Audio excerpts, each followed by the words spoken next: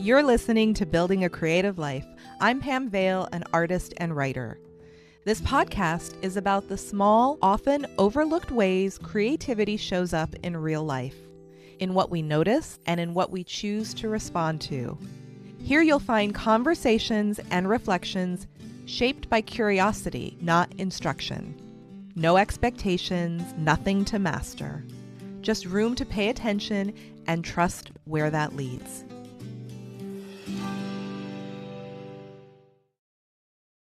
Hello, creative friends.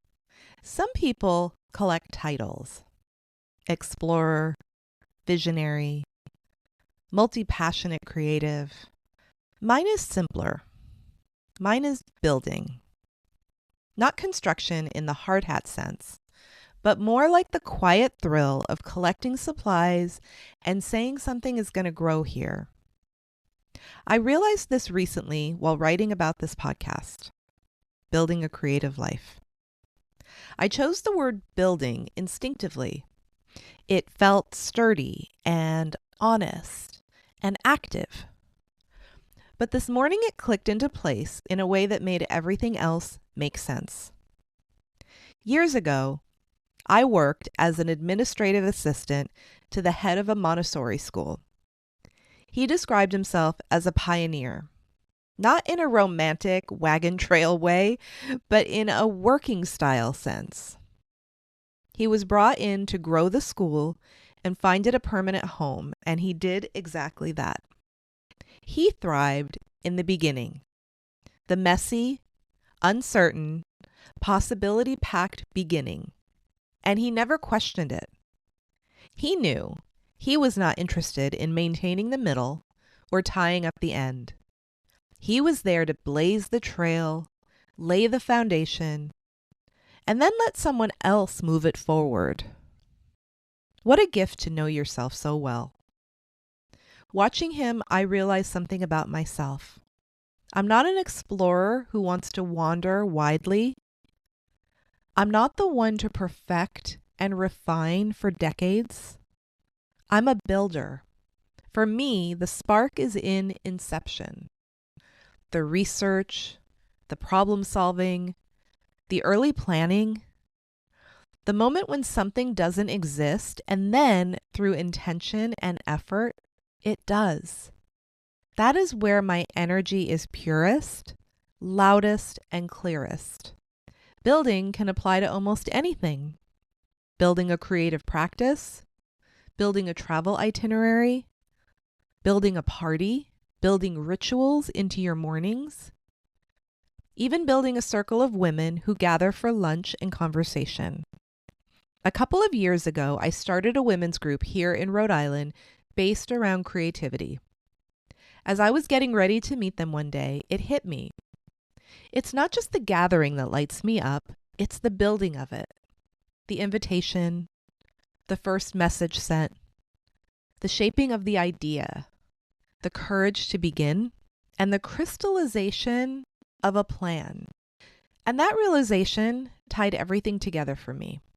For years, I struggled with finding my niche regarding my work. Who am I speaking to? Why these women? Why these conversations? I had images in my head of who I wanted to reach, but I could not articulate the thread that connected them. Then it was clear. The thread is this: the beginning. Not necessarily the beginning of your entire creative life, but the beginning of something you might be reworking, a pivot, a flicker of dissatisfaction, a quiet ember asking for attention. That is a building stage. You don't have to be starting from zero. You might be a successful artist who is ready to change direction.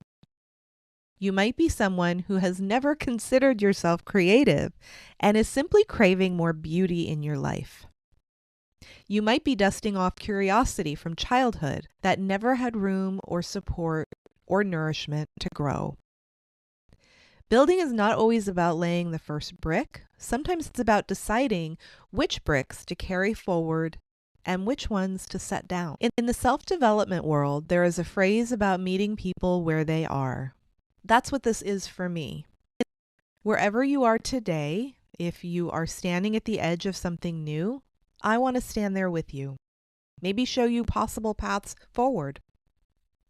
My work, whether it's my newsletters, this podcast, or my new book, is about helping you begin, helping you build the courage, build the knowledge, and build the network, build the skills, build the first small action. Sometimes when you are very close to your own idea, it's hard to see the first step. Old narratives can distract you. Past failures can make the journey feel unsafe.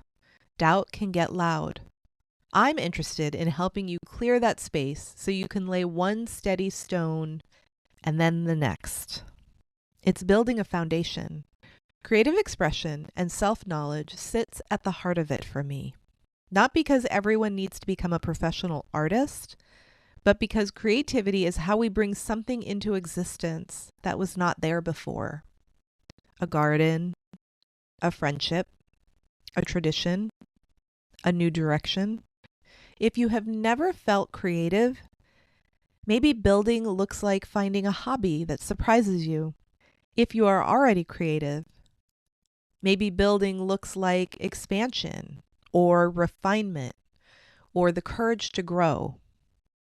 You don't have to have the whole blueprint. You just need the willingness to place the first piece and take the first step. So if you are in a building season, welcome. The path forward is yours. Thank you for being here. I hope something from today's conversation stays with you in a quiet way.